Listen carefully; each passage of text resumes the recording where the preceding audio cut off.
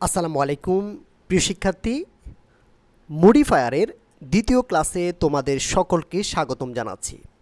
আজকে আমরা মডিফায়ারের রুল 2 থেকে মূলত আলোচনা করব। রুল 2, প্রশ্নে যদি use a demonstrative to premodify the noun লিখতে বলে, আমরা এখানে 4টা শব্দ ব্যবহার করতে পারবো। ডেমনস্ট্রেটিভের 4টা শব্দ ব্যবহার হয়। এক হচ্ছে দিস, এটা সিঙ্গুলার অর্থে, আর দিস এগুলো এটা মূলত প্লুরাল। কাছের কোনো কিছু বোঝাতে এই দুটি শব্দ মূলত ব্যবহার করা হয়। এরপরে পাচ্ছি আমরা দ্যাট, ওইটা এটা সিঙ্গুলার, দোজ ওইগুলো এটা হচ্ছে প্লুরাল। দূরের কোনো কিছু বোঝাতে দ্যাট এবং দোজ ব্যবহার করা হয়। এক কথায় সিঙ্গুলার যদি হয় দিস অথবা দ্যাট থেকে আমরা যে কোনো একটা শব্দ ব্যবহার করব, আর যদি প্লুরাল হয় সেক্ষেত্রে দিস এবং দোজ থেকে আমরা যে কোনো একটা শব্দ ব্যবহার করব। তাহলে আমরা এখানে 3টা উদাহরণ দিয়েছি। প্রথম উদাহরণ হচ্ছে this book is very beautiful. তাহলে বুক এখানে সিঙ্গুলার, এই কারণে আমরা ব্যবহার করেছি দিস। এখানে দিস ব্যবহার করলে হবে, দ্যাট ব্যবহার করলেও হবে। 2 নম্বর প্রশ্ন, দ্যাট প্যান রাইট ওয়েল। তাহলে দ্যাট প্যান, প্যান এখানে সিঙ্গুলার, আমরা ব্যবহার করেছি এখানে দ্যাট। চাইলে এখানে আমরা দিস ব্যবহার করতে পারবো। এরপরে প্রশ্ন হচ্ছে this mangoes are very sweet. এই যে ম্যাঙ্গোস এখানে হচ্ছে এটা প্লুরাল নাউন, এই কারণে আমরা ব্যবহার করেছি দিস ব্যবহার করেছি। চাইলে এখানে আমরা দুস ব্যবহার করতে পারবো। প্লুরাল হিসাবে দিস এবং দুস এই দুইটা থেকে যে কোনো একটা ব্যবহার করতে পারবো। বাট এখানে কাছের এবং দূরের বোঝাতে এটা হচ্ছে সিলি, বাট এটা হচ্ছে সামান্য জিনিসের একটু পার্থক্য, এই কারণে আমরা চাইলে এই দুইটা থেকে যে কোনো একটা ব্যবহার করলে আমাদের উত্তর মডিফায়ারে হয়ে যাবে আশা করি। আমরা কিছু বোর্ড প্রশ্ন দেখব। নাম্বার 1, সাম অফ এরপরে dash use demonstrative premodify the noun works are very risky for him. বলা হয়েছে তার জন্য কিছু কাজ খুবই ঝুঁকিপূর্ণ। তাহলে কিছু কাজ, তাহলে এখানে কিছু কাজ বলতে এখানে প্লুরাল একটা সেন্স দিচ্ছি বিদায় আমরা এখানে ব্যবহার করেছি কি দোজ ব্যবহার করেছি। তাহলে some of those works are very risky for him. আমরা জানি প্লুরাল সেন্স এখানে যদি আসে তাহলে সেক্ষেত্রে আমরা ব্যবহার করব কি দিস অথবা দোজ ব্যবহার করব। তাহলে এখানে আমরা ব্যবহার করেছি দোজ। এই প্রশ্নটা এসেছে কুমিল্লা বোর্ড 2023 সালে। 2 নম্বর উদাহরণ হচ্ছে arsenic is very dangerous for human health. Arsenic মানব শরীরের জন্য খুবই ক্ষতিকর। এরপরে দেওয়া হয়েছে dash use demonstrative premodify the noun. এখানে একটা ডেমনস্ট্রেটিভ ইউজ করতে হবে। Substance is found in the water of the tubewell. টিউবওয়েলের পানির মধ্যে এই সাবস্টেন্স বা এই পদার্থ পাওয়া গিয়েছিল। তাহলে এই কোন পদার্থ পাওয়া গিয়েছিল? তাহলে আর্সেনিকটাই পাওয়া গিয়েছিল। এই যে আর্সেনিককে মিন করে আমরা এখানে কি বসাবো, একটা ডেমনস্ট্রেটিভ ওয়ার্ড আমরা ইউজ করব। আমরা দেখছি এখানে ভার্ব হচ্ছে সিঙ্গুলার, তাহলে সেক্ষেত্রে এখানে আমরা সিঙ্গুলার ডেমনস্ট্রেটিভ আছে আমাদের দুইটা, একটা হচ্ছে দ্যাট আর একটা হচ্ছে কি দিস। তাহলে এখানে আমরা ব্যবহার করেছি this substance is found in the water of the tubewell. এই প্রশ্নটা এসেছে ঢাকা বোর্ড 2019 সালের প্রশ্নে এসেছিল। 3 নম্বর প্রশ্ন, people should be refrain from drinking water of dash দিয়ে আছে, এখানে একটা ডেমনস্ট্রেটিভ ইউজ করতে হবে। এরপরে লেখা আছে টিউবওয়েলস। তাহলে টিউবওয়েলস দেখতেছি এখানে একটা প্লুরাল নাউন, এই কারণে আমরা এখানে প্লুরাল বসাবো দিস অথবা দোজ, কারণ আমাদের ডেমনস্ট্রেটিভে দুইটা প্লুরাল আছে, একটা হচ্ছে দোজ আর একটা হচ্ছে দিস। তাহলে এখানে আমরা দোজ অথবা দিস যে কোনো একটা বসালে আমাদের উত্তর হয়ে যাবে। তাহলে people should be refrain from the drinking water of those tubewells. তাহলে ওই টিউবওয়েলের পানিগুলো পান করা থেকে মানুষকে বা জনগণকে বিরত থাকা উচিত হবে, এটা হচ্ছে তার উত্তর। তাহলে আমরা দোজ অথবা এখানে কি ব্যবহার করব, দিস ব্যবহার করব। আশা করি বুঝেছ। এর পরবর্তী টপিকে আমরা যাচ্ছি। এটা হচ্ছে রুল নাম্বার 3, প্রশ্নে যদি use a possessive adjective to premodify the noun লিখতে বলে। তাহলে পসেসিভ অ্যাজেক্টিভ যদি আমাদেরকে লিখতে বলে তাহলে আমরা 7টা পসেসিভকে মনে রাখবো। 7টা পসেসিভ মনে রাখবো। আর পসেসিভ মূলত ব্যবহার করা হয় মালিকানা বোঝাতে, অধিকার বোঝাতে ব্যবহার করা হয়। তাহলে পসেসিভ 7টা হচ্ছে, প্রথম হচ্ছে মাই, এরপর হচ্ছে আওয়ার, এরপর হচ্ছে ইউর, এরপর হচ্ছে হিস, এরপর হচ্ছে হার, এরপরে দেয়ার, এরপর হচ্ছে ইটস। এই 7টা পসেসিভ মনে রাখলে আমরা খুব সহজে পরীক্ষায় আনসার করতে পারবো। তো এখানে আমরা প্রথমে 2টা উদাহরণ দিয়েছি। দিস ইজ মাই বুক, এটা আমার বই। তাহলে আমার বই, আমি একটা অধিকার বোঝাচ্ছি এখানে। তাহলে এই মাই বুক এই মাইটা হচ্ছে এখানে একটা পসেসিভ, আর এটা নাউনের পূর্বে বসেছে। 2 নাম্বার উদাহরণ, হি লাভস হিজ মাদার, সে তার মাকে ভালোবাসে। তাহলে তার মা বলতে এখানে নিজের মাকে বোঝাচ্ছে, তাহলে তার মাকে সে ভালোবাসে, এখানে একটা অধিকার বোঝাচ্ছে। ওকে, তা মায়ের একটা অধিকার বোঝাচ্ছে। তাহলে সেক্ষেত্রে এখানে মাদার হচ্ছে নাউন এবং তার পূর্বে বসানো হয়েছে হিজ। তাহলে কে ভালোবাসে? সে তার মাকে ভালোবাসে। তাহলে এই হি হচ্ছে একটা প্রোনাউন, এই প্রোনাউনের পসেসিভ হচ্ছে কি হিজ, এই কারণে এখানে হিজ ব্যবহার করা হয়েছে। বোর্ড পরীক্ষায় কিছু আসা প্রশ্ন আমরা দেখব। Number 1, we should select, use possessive adjective two premodify the noun, use করতে হবে আমাদেরকে। We should select diet according to our needs, এটার অর্থ হচ্ছে আমাদের চাহিদা মোতাবেক বা আমাদের প্রয়োজন মোতাবেক আমাদেরকে নির্বাচন করতে হবে, কি ডায়েট নির্বাচন করতে হবে, খাদ্যাভ্যাস নির্বাচন করতে হবে বা সিলেক্ট করতে হবে। তাহলে উই শুড সিলেক্ট, তাহলে আমরা আমাদের খাদ্যাভ্যাস নির্বাচন করব বা আমাদের খাদ্যাভ্যাস আমরা বাছাই করব। তাহলে সেক্ষেত্রে এটার পসেসিভ হিসেবে আমরা এখানে ব্যবহার করব আওয়ার ডায়েট। তাহলে we should select our diet according to our needs, তাহলে আমাদের চাহিদা অনুসারে আমাদের খাদ্যাভ্যাস নির্বাচন করা উচিত। তাহলে এখানে আমরা বসাবো পসেসিভ হিসাবে কি আওয়ার ডায়েট। এই প্রশ্নটা এসেছে কুমিল্লা বোর্ড 2017 সালে।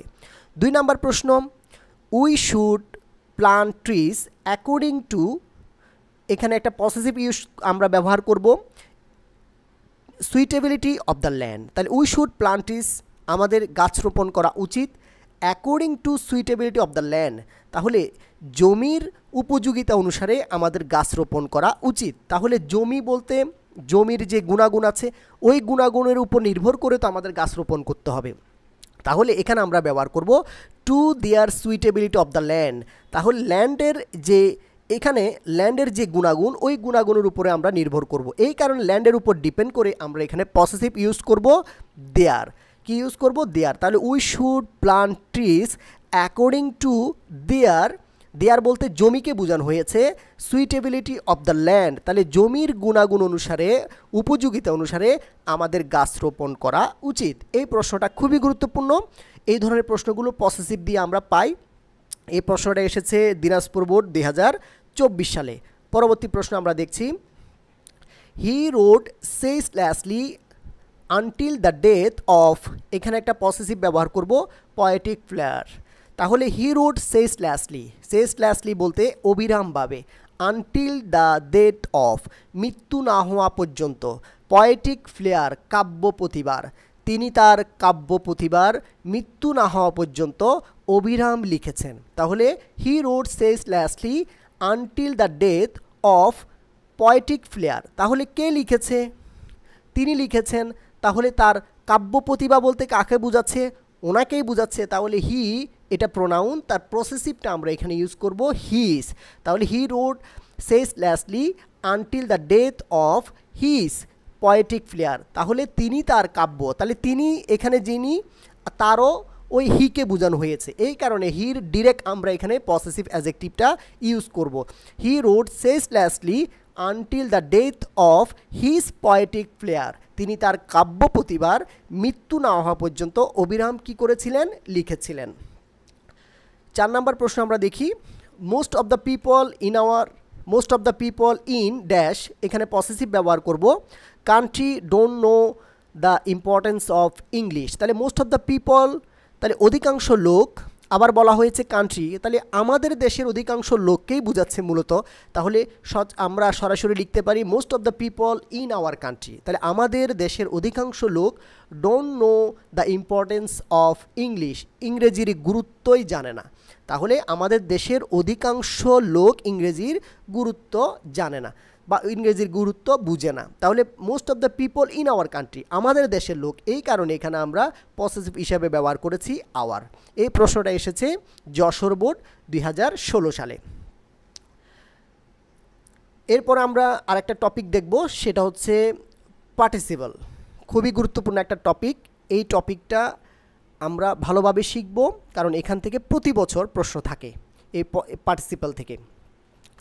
তো পার্টিসিপাল মূলত নাউনের পূর্বে বসানো হয়, এই জন্য use participle two premodify the noun লিখে থাকে প্রি মডিফায়ার হিসাবে।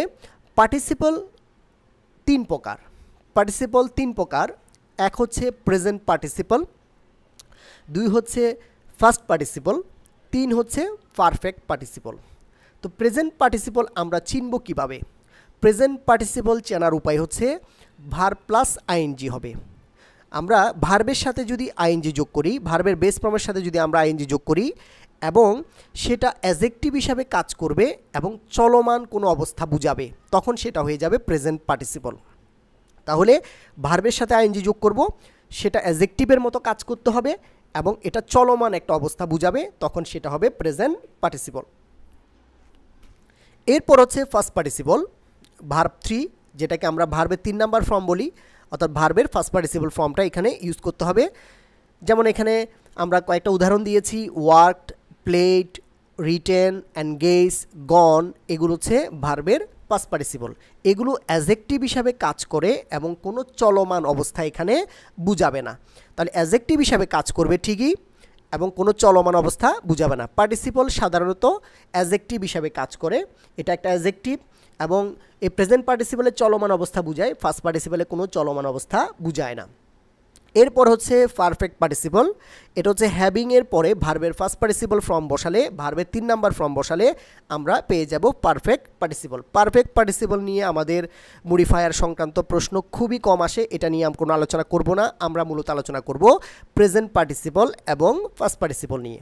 তাহলে প্রেজেন্ট পার্টিসিপাল হচ্ছে ভার্ব প্লাস আইএনজি, যেটা অ্যাডজেক্টিভের কাজ করবে এবং চলমান অবস্থা বুঝাবে। ওকে, আমরা এখানে কয়েকটা উদাহরণ দিয়েছি, walking, playing, rising, being, getting, taking, eating, এগুলো হচ্ছে আমাদের প্রেজেন্ট পার্টিসিপাল। আমরা একটা উদাহরণ দেখব। আই স এ রানিং কার, আমি একটা চলন্ত গাড়ি দেখলাম। তাহলে আই স এ রানিং কার, আমি একটা চলন্ত গাড়ি দেখলাম। তাহলে এই যে রান থেকে এটা হয়েছে রানিং, তাহলে রানের সাথে ভার্বের সাথে, রান একটা ভার্ব, তার সাথে আইএনজি যোগ করে মূলত এখানে প্রেজেন্ট পার্টিসিপাল করা হয়েছে এবং এটা কারের পূর্বে বসেছে এবং কারকে মডিফাই করছে। কার হচ্ছে নাউন, নাউনের পূর্বে বসেছে, দ্যাট মিন্স এটা একটা অ্যাডজেক্টিভ এবং এটা চলমান বোঝাচ্ছে। আমরা সরাসরি এটা বলতে পারি এটা একটা প্রেজেন্ট পার্টিসিপাল। এরপর হচ্ছে ফার্স্ট পার্টিসিপাল, ভার্বের 3 নাম্বার ফর্ম হবে, অ্যাডজেক্টিভের মতো কাজ করবে, কোনো চলমান অবস্থা বুঝাবে না। তাহলে there was a broken car on the road, তাহলে there was a broken car, A broken কার। তাহলে এই যে নাউনের পূর্বে বসেছে ব্রোকেনটা এবং অ্যাডজেক্টিভ হিসাবে কাজ করছে, কারণ তার পূর্বেই আছে কি, তার পূর্বে হচ্ছে একটা ডিটারমিনার এ আছে। তাহলে ডিটারমিনারের পরে আমরা 2টা ওয়ার্ড পাচ্ছি, প্রথম ওয়ার্ডটা হচ্ছে আমাদের অ্যাডজেক্টিভ এবং কার হচ্ছে পরের ওয়ার্ড, সেটা হচ্ছে আমাদের নাউন। তাহলে অন দ্য রোড, রাস্তায় একটা ভাঙা গাড়ি কি ছিল, রাস্তায় একটা কি ছিল, ভাঙা গাড়ি ছিল। তো ভাঙা গাড়ি কি এখন ভাঙতেছে, আমরা কি এটা বুঝাচ্ছি চলমান বুঝাচ্ছে? না, এখানে কোনো চলমান বুঝাচ্ছে না, দ্যাট মিন্স এটা একটা পাস্ট পার্টিসিপল। এটা একটা কি পাস্ট পার্টিসিপল এবং এটা অ্যাডজেক্টিভের মতো কাজ করছে কিন্তু চলমান বুঝাচ্ছে না। ওকে, এবার আমরা কিছু উদাহরণ দেখব, বোর্ড প্রশ্নে এসেছে এরকম কিছু উদাহরণ আমরা দেখি। নাম্বার 1, এর শুরুতে আছে দ্য, এরপরে লেখা আছে use present participle to premodify the noun, temperature will cause greenhouse effect. তাহলে টেম্পারেচার হচ্ছে তাপমাত্রা, will cause greenhouse effect, greenhouse effect অর্থাৎ গ্রিন হাউস ইফেক্ট সৃষ্টি করবে বা গ্রিন হাউস ইফেক্টের একটা প্রভাব সৃষ্টি করবে বা প্রভাব তৈরি করবে। তাহলে কেমন তাপমাত্রা, কেমন তাপমাত্রা? তাহলে এই যে কেমন তাপমাত্রা আমাদের প্রশ্নে বলে দিয়েছে প্রেজেন্ট পার্টিসিপল, আর আমরা প্রেজেন্ট পার্টিসিপল সংক্রান্ত জানি এখানে কি হবে, ভার্বের সাথে আইএনজি হবে। তাহলে এখানে তাপমাত্রাটা যদি ক্রমবর্ধমান হয় তাহলে গ্রিন হাউস ইফেক্ট সৃষ্টি করবে বা গ্রিন হাউসের একটা প্রভাব সৃষ্টি করবে। তাহলে সেই ক্ষেত্রে এখানে আমরা এই টেম্পারেচার এটার সামনে একটা ভার্ব প্লাস আইএনজি বসাবো অর্থ বুঝে, কারণ তাপমাত্রা যদি বাড়ে সেই কারণে তো কি হয়, গ্রিন হাউস ইফেক্ট হয়। তাহলে সেক্ষেত্রে আমরা এখানে বসাবো কি, rising, the rising temperature will cause greenhouse effect. তাপমাত্রা বা ক্রমবর্ধমান তাপমাত্রার কারণে will cause greenhouse effect, greenhouse effect সৃষ্টি করবে। আচ্ছা, এই প্রশ্নটা এসেছে ঢাকা বোর্ড 2017 সালে। 2 নম্বর প্রশ্ন, a person use a first participle, বলে দিয়েছে এখানে একটা ফার্স্ট পার্টিসিপল ব্যবহার করতে হবে। সিভিক্যালি is concern about civics issue like injustice, discrimination and other forms of social else. খুবই গুরুত্বপূর্ণ। এই ধরনের বড় বড় লাইন দিয়ে যদি প্রশ্ন হয়, আমাদের শিক্ষার্থীরা কিন্তু এই প্রশ্নগুলো ধরতে পারে না কিভাবে ইউজ করবে, তখন একটা ভয় পেয়ে যায়, তখন এই প্রশ্নগুলো আর আনসার করে না। এই প্রশ্নটা এসেছে ময়মনসিংহ বোর্ড 2023 সালে। তাহলে আমরা ভালোভাবে বুঝবো এখানে কি শব্দ আমরা ইউজ করতে পারি। তাহলে এ পারসন একজন নাগরিক, তাহলে একজন নাগরিক সিভিক্যালি is concern about the civic issue. তাহলে সিভিক ইস্যু বলতে কি, আমাদের সিভিক বলতে এখানে নাগরিককে বোঝানো হয়েছে। তাহলে নাগরিকের এখানে ইনজাস্টিস এবং discrimination and other forms of social else. তাহলে বলা হয়েছে একজন সচেতন নাগরিক সমাজের অন্যায়, ইনজাস্টিসকে অন্যায় এবং ডিসক্রিমিনেশন বৈষম্য and other form of social else সামাজিক যে সমস্যা এগুলো নিয়ে কি হন, কনসার্ন হন, মানে চিন্তা করেন। তাহলে এগুলো নিয়ে কি করে, চিন্তা করে, এবং এগুলো নিয়ে চিন্তা করে কি করার জন্য, এগুলো দূর করারও চেষ্টা করেন। তাহলে সেক্ষেত্রে একজন সচেতন নাগরিক সমাজের অন্যায়, বৈষম্য এবং সামাজিক যে সমস্যাগুলো নিয়ে চিন্তা করে এবং এগুলো দূর করার কি করে, একটা চেষ্টা করে। তাহলে এই যে উনি চিন্তা করেন, চেষ্টা করেন, তার মানে এই যে সমস্যাগুলো চেষ্টা করেন, তার মানে এই সমস্যাগুলো সমাধান করতে তিনি ওখানে যুক্ত থাকেন, সমস্যাগুলো সমাধান করার জন্য তিনি কি হন, যুক্ত হন।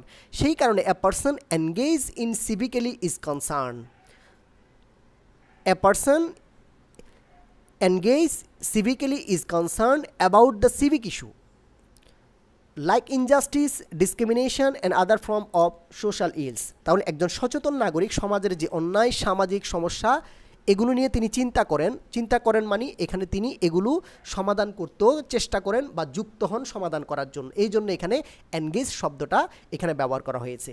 এখানে ভার্বের সাথে ইডি যুক্ত করে এটাকে ফার্স্ট পার্টিসিপল করা হয়েছে, এনগেজ থেকে এনগেজড হয়েছে। এবং এই যে এনগেজড এটা একটা ফার্স্ট পার্টিসিপল এবং এটা নাউনের পূর্বে বসেছে এবং পার্টিসিপল হিসেবে কাজ করেছে, সেটা হচ্ছে ফার্স্ট পার্টিসিপল। তাহলে এ পারসন এনগেজড, এখানে এটা একটা অ্যাডজেক্টিভ এবং এটা হচ্ছে একটা ফার্স্ট পার্টিসিপল। 3 নম্বর প্রশ্ন, new areas of the world are turn into desert as a result of deforestation. তাহলে new areas of the world, পৃথিবীর বিভিন্ন নতুন জায়গা। তাহলে এখানে একটা পার্টিসিপল ব্যবহার করতে বলেছে।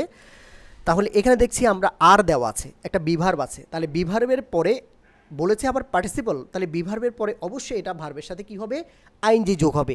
তাহলে এটা হয়ে যাবে তখন প্রেজেন্ট পার্টিসিপল। বাট এই প্রশ্নে কিন্তু প্রেজেন্ট পার্টিসিপল না পাস্ট পার্টিসিপল এটা বলা নাই। আমরা এই যে বিভার্ব দেখে আমরা বুঝছি এটা কি একটা প্রেজেন্ট পার্টিসিপল হবে।